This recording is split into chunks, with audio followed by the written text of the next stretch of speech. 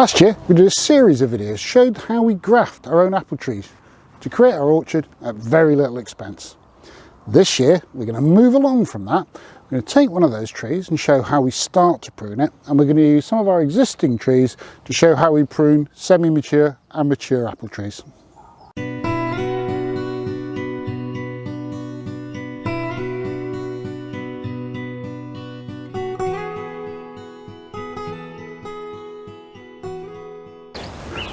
Hello, welcome to English Country Life. Welcome to the orchard. Welcome to a beautiful February day in which the daffodils are out. There's a song thrush singing just over behind the camera there. I can actually see her hopping around. And I'll tell you what, all's right with the world. Anyway, last year we did a number of videos on how to graft your own apple trees. And it sounds esoteric and it sounds scary and people don't want to try it. Honestly, a bit of tape and a sharp knife, anybody can do it with a quick attempt. But it did prompt all the questions of, well, how do you prune an apple tree? How do you get the shape you want? How do you get good fruit on your apple tree? So I want to demystify that today, if I can. I want to walk through from one of the trees that we grew last year up to a mature apple tree and show how we prune them, how we get a good shape, the shape we're looking for, what to prune, what not to prune, and just take a lot of the fear out of it. Before we actually get into cutting some wood, I want to cover four things with you. I want to cover when we prune, I want to cover why we prune, I want to cover the difference in buds between fruit and flowers, and I want to talk about different types of trees that fruit differently. Because ultimately all this pruning stuff is about getting you a good crop of apples, so we need to bear that in mind all the time. So when do we prune? Well, it depends on the type of tree. Some trees prefer summer pruning, some prefer a winter pruning. Plums, mature plums, probably best pruned around June time. But hard top fruit, so apples, usually, mostly, there are exceptions, I prefer to prune over the winter. So the reason I do that is at that time of year, very little sap is moving through the tree, the leaves are all off the trees. So removing wood isn't likely to leave large pumping open wounds. The tree's in a dormant state. Better to prune, I think, those hard top fruit at that time of year. Why do we prune? It's not just to make the tree look pretty. Ultimately, pruning is about fruit. And there are many ways to prune an apple tree, and I'll cover them all. But what we're trying to do in each of those ways is make the tree best in its available space to have an open aspect so that pollinators can get to the flowers to create the fruit, so that disease doesn't build up, so the fruit is accessible. So you don't want the fruit 30 foot up in the air, you don't want it contained in a tangle of branches. The next thing we need to talk about is there are two types of buds on an apple tree. There's leaf buds and flower buds. And you need to be able to recognise the difference, because if you prune off all your flower buds, you're not getting any fruit that year. And that brings us on to the fourth point. Types of fruiting, how they bear fruit. There's predominantly two main types in apple trees. There's what's called spur bearing apple trees, and they produce flowers and then fruit on short side growths. And there's what's called tip bearing apple trees, which produce those same flower fruit buds at the end of branches. And clearly, if you prune off the end of all your branches on a pure tip bearer, you're not going to get much fruit that year. So we need to talk about how to recognise those differences and how to work with them. We've talked a little bit there already about when to prune.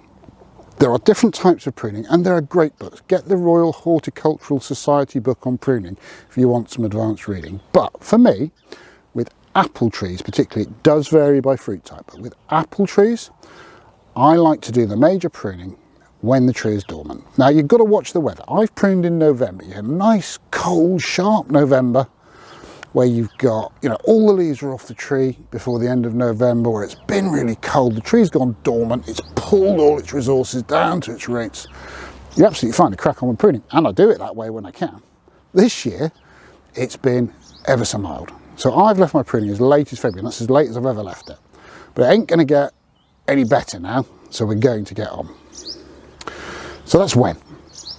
Now the why. Well, what we're trying to do with pruning is create an open shape where the fruit has room to grow, where the pollinators can get in, where you can access that fruit and it's manageable. And there are many shapes that you can prune apple trees to, and I'm going to cover a few of them. There's two called cordons and espaliers, and what they are in effect is training branches along wires. Used to be done a lot in stately homes. You can almost create, do forgive the crow scarers going off in the field opposite, you can almost create like a sort of hedge type arrangement if you're growing espaliers. They can be done against walls, but they can be done freestanding along wires as well. The point with those shapes is they're almost two-dimensional. They're flat shapes, training the branches out. And then there's two more self-supporting sort of independent tree shapes, and they're called bush trees generally. And one of those shapes is called a central leader bush. And I think of a Christmas tree. One big stem up the middle, lots of branches around the outside coming out bearing fruit. That's a central leader bush tree. The other type is an open centre. So you've got a central stem coming out, and then the branches come out and you've got a hollow middle. And the way I always think of that is a wine glass, a goblet shape. So you get that central stem, and then a hollow centre with branches all the way around the outside. And that means that light and air and your hand, when you're harvesting fruit, can get in the middle to get at the fruit, but you've got a good array of branches round the outside. And I like those branches a fair way up, 3 or 4 feet at least, so that it's easier to walk around in amongst the trees. If that starts very low down, the trees get very wide very soon, and that makes life a little bit difficult if you navigate. If you've got loads of space, that's absolutely not a problem, and we'll talk about that as we move on. Let's talk about buds. A dormant apple tree's got two kind of buds. It's got leaf buds, which are smaller, flatter, and lie along a twig. Then it has flower buds, which are larger and fatter and project. So on this here, that will become a leaf. And this, that's a flower bud. And that's the main difference. And so there really is a size and a shape difference as well as a positional difference. And once you know, they're easy to tell apart. Let's talk about spur bearing and tip bearing types of tree. This here is a spur. And on a branch, on a spur bearing tree, all along its length, will be these little side growths. And now that we've described how to see a flower bud, you can see that each side growth has 2 or 3 flower buds at the end of it. Now the joy of a true spur bearing tree is, even if you want to reduce the length of a branch, those side spurs will still exist on the rest of the branch. So never trim off those spurs, because that's where your fruit's coming from. And they will develop and get larger over time. Let me show you a mature spur. This is a spur that's been there for several years, and as you can see, it's got a much larger and more complex shape now, and that spur will produce lots and lots of fruit, as you can see, and eventually they can become so large and so complex that you need to prune the spurs carefully so that the fruit don't overcrowd one another, but never take them off entirely unless you've got too many spurs. This tree is a great example of a sort of tip bearer. So all these young branches at the back here, as you can see, they have no spurs on. These all grew last year after pruning. But this branch here, which is a year older, has got spurs. They're only small, because this is a young tree. But this is something to remember, that spurs will tend to grow on sort of 2-year-old branches. They will grow in the 2nd year of the branch growing. So if you keep taking branches off all the time, never let those spurs develop, you'll never get any fruit. So there's an element of pruning sensibly. Now this tree is actually what's called a semi-tip bearer. So all these younger branches will have apples, these ones here, in tip growth buds. But because it's now a little bit more mature, it will also produce fruit on spur base. So it's a semi-tip bearing, not a true spur, because it can grow from the tips. But if you prune it correctly, you will get the spurs. That'll give you a good shape. You'll get a greater fruit density. Let's do some pruning. Before we start, just 2 tools we're going to need for this job. A set of secateurs.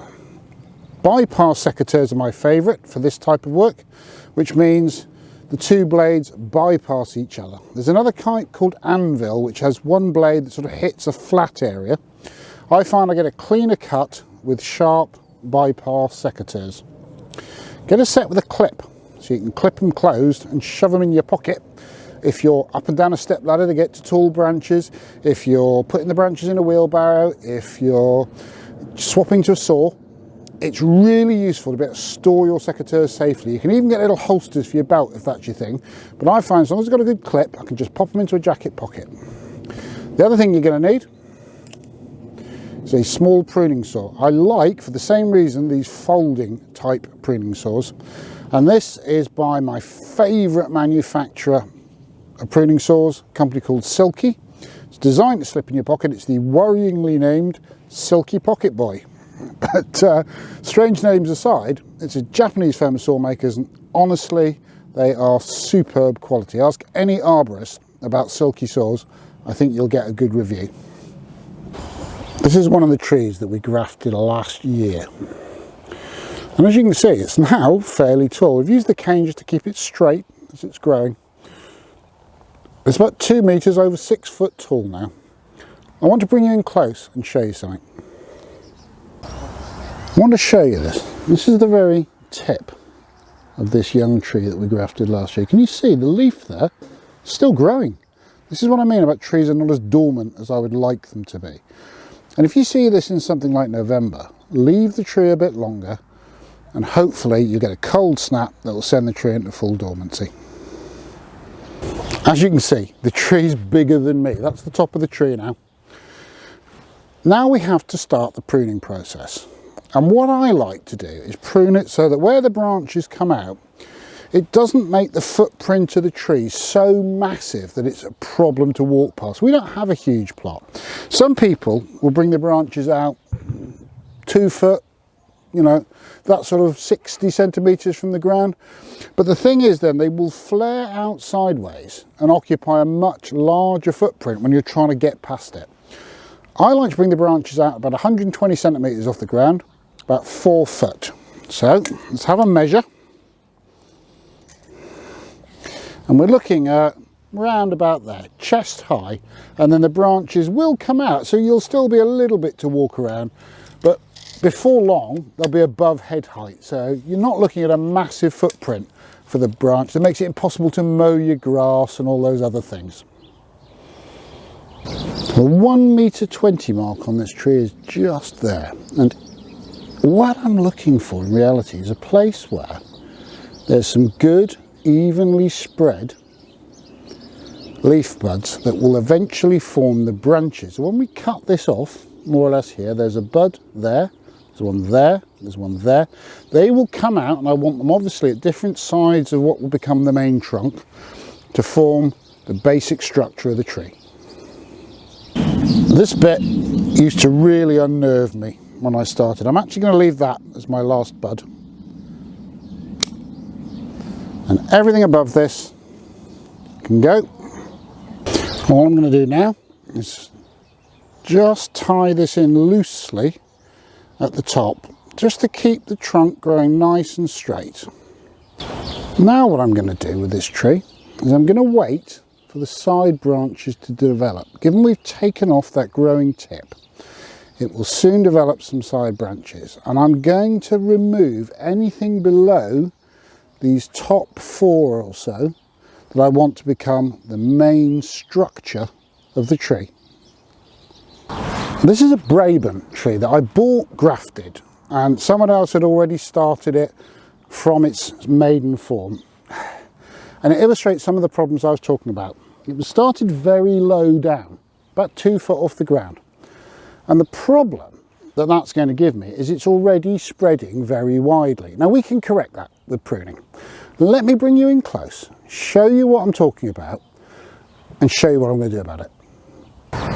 One of the things you can see on this tree is that this branch, this side branch, is already almost coming out flat to the ground, and that's going to mean that to get a decent crop off this little tree, it's going to have to spread miles. It's going to be a pain to mow around and walk around, and it'll foul the electric fence and all sorts.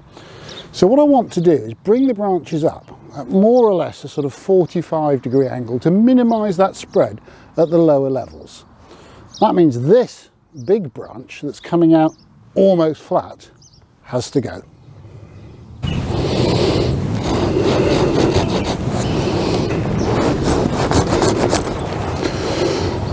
Now I'm just going to neaten up that little edge,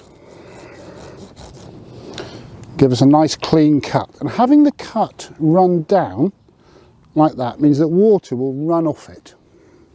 The next thing I want to do with this is just remove branches that are in completely the wrong place. So here we can see two young branches. These would have started last year, and they're almost pointing, this one is actually pointing downwards, this one's almost horizontal.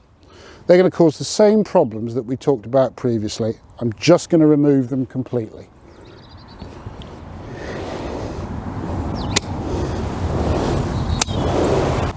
The next thing that I'm worrying about is this branch. This branch is crossing from this primary to this primary, and it's touching. And we want to remove branches that are crossing the structure or touching another branch to create that lovely gap in the middle. So this one has to go. Here's another example. This branch is oddly formed. It's crossing, curling and touching this. So I've stood back and I want this to form the main primary. This coming out too low down, growing into the centre, is going to spoil the structure. You can see now that there are no interior branches coming in to fill in this interior goblet. There are no crossing branches reaching out to touch each other. But what we have got is plenty of secondary branches. So this is what I'm calling a primary, one of the original four that come off the main trunk. Secondaries are where we've divided that into two separate branches. And we need to talk a little bit about how we achieve that division from primaries to secondaries and secondaries to tertiaries. It's the next day. I ran out of light last night. It's a beautiful day again though. We've got blue sky, we've got bright sun, there's a bit of frost on the ground. I love these winter days, you know, the cold, crisp, bright ones, not the wet, dark, soggy ones we've been experiencing this year. But that's the nature of winter work. It gets dark early. You can't work on one thing all the time as a smallholder. I've got the chickens to do in the morning and the fires to make up and lots of other jobs that, you know, just have to be done, the day-to-day admin of living. So I only get a few hours a day on pruning. When I want to get on, sometimes that frustrates me if I'm honest, but in other ways, I get bored doing the same job all the time. So the ability to mix and match your jobs and have a bit of variety in life is actually great. Anyway, back to the pruning. We've opened up the heart. We've removed crossing, downward facing or touching branches. There is one more part to pruning a young tree. It doesn't necessarily apply to a more mature tree. These are the four primary branches we got when we first snipped the trunk. They've now divided. We've got two, what I will call secondaries, coming off that primary. So last year, around this time, a little bit earlier perhaps, we cut half of those primary branches off and they split into two. And we have to do that. And the reason we have to do that is those four are coming apart like that to form our goblet shape. If we only stuck with four branches, eventually they just get miles apart. So as the tree's developing, in years probably 1, 2, 3, maybe year 4, as those branches are diverging, if you cut a part off, what you then get is a forking of the branch that fills in the gap. And that's an important part of forming the permanent canopy of the tree in a goblet shape. It also serves because this particular secondary is curving back into the middle.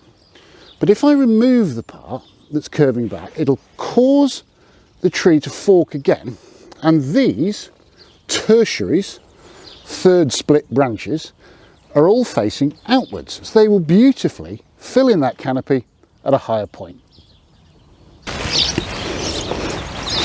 This is our secondary, and as you can see, almost from this point, it's curving in. It's a shame in some ways to get rid of it because it's already developing spurs. But I have spurs down here as well, and ultimately I'm willing to sacrifice some of this year's fruit to get a really good shape in the long term. Having removed the inward curving secondaries, we're left with some of these. And they're beautiful, they're just in the right place.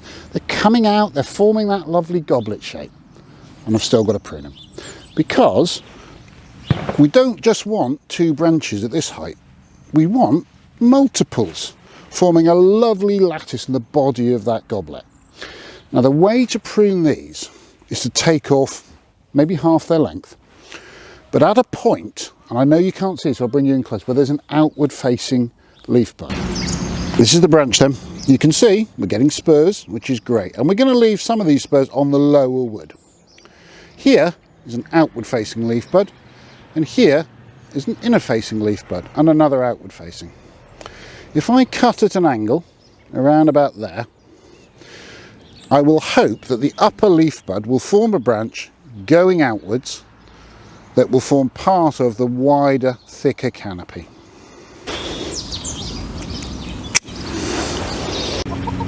I'd like to show you now the shape of this tree. It's a little bit hard on a camera to give you the full idea, but what I want you to notice is that we've got the 4 main primaries coming up, dividing into neatly outward facing secondaries and some tertiaries. Nothing crossing, nothing touching. This is a slightly older tree again. This isn't Ashmead's kernel. If you've never had an Ashmead's kernel, treat yourself. It's a russety kind of apple. It's kind of a slightly rough skin, but a tremendous flavour. Absolutely brilliant. Keeps really well. Ashmead's kernels, wrapped well, kept in a cool place, will last through to March at least, from October time when you pick the fruit. Now this tree I'm showing you, because it's reached its mature height, only just, it's 3 to 4 metres tall. And because we've put it on the MM106 rootstock that I favour, it's not going to get any taller than that. So I don't need to be taking the ends off these branches up here. They're not going to get any bigger. In fact, the only pruning I need to do on this one this year is to remove any crossing or touching branches or anywhere where the branches are slightly too thick to give me the final goblet shape. After that, I just tend to the spurs to make sure they don't get too crowded, and we'll take fruit from it for the next 40, 50, 60 years. At least we won't, but hopefully those who follow after us will enjoy this fruit for generations to come. So it's going to be a great tree. I am going to need to use my step ladders, which I'll also need to pick, but they're not big steps. You know, you can easily carry them around in one hand, and we will get fruit over time, no more than sort of 3 metres up into the air, which is perfectly manageable. So I'm going to take out any of these branches, like these 2 that are crossing. I will select the right one, trim those off, and we'll have another look at the tree. Let me show you then. I think you can see what I've been talking about. The open goblet shape, easy to manage, spurs forming on the mature wood. This tree is 5 years old now, 3.5 metres tall. Got a beautiful structure that will last it a long time. And we can now get on with getting it into a really productive fruiting state. Having pruned the tree, I like to give it a good feed before it starts to grow all its new leaves and blossoms in the spring. And the product I like to use, beyond all others, is this one. It's called Fish Blood and Bone. It's a dry powder. It'll wash into the soil around the roots of the tree, but it's using up things that are almost byproducts of our food industry. It uses up blood, it uses up bone, it uses up fish guts and skin, but it provides a brilliant nutrient boost to the trees. I'm adding the Fish Blood and Bone using an Allinson's yeast tin. The reason being, I've found from experimentation that that's the perfect amount by weight, according to the instructions, to give the right amount of fish blood and bone for each tree. Finally, let's have a look at this tree. This is a mature tree, one of the first that we planted when we moved in. The variety is called Sunset. It's a true spur bearer. As you can see, all the branches have got a great structure, and all I have to do each year is just nick off any new growths that are either crowded, crossing, or in the wrong place. That's all the pruning that this tree will need. So a quick secateur prune just to remove any new growth that's in the wrong place. And I'm stood in the middle of the bole of this goblet shaped sunset tree. And I'm looking at all these beautiful developed spurs on strong, healthy branches that are the promise of fruit this autumn. Well, we'll end this video as we started, talking about the weather. Storm Kira is howling out there. I'll tell you one thing, you've got a wind whipping across the chimney, it doesn't half make your stove burn well. Boils the kettle an absolute treat. That was pruning apple trees. If you're enjoying this kind of content, can you spare us 5 seconds? Give us a thumbs up down below. If you'd like to see more on pruning, we can do raspberries, blackberries, white currants, red currants, black currants, gooseberries, blueberries, the list goes on. If you're interested in that, hit the subscribe button, the bell next to it, and you'll hear every time we upload new content. But whatever you do, come back and see us soon. Take care.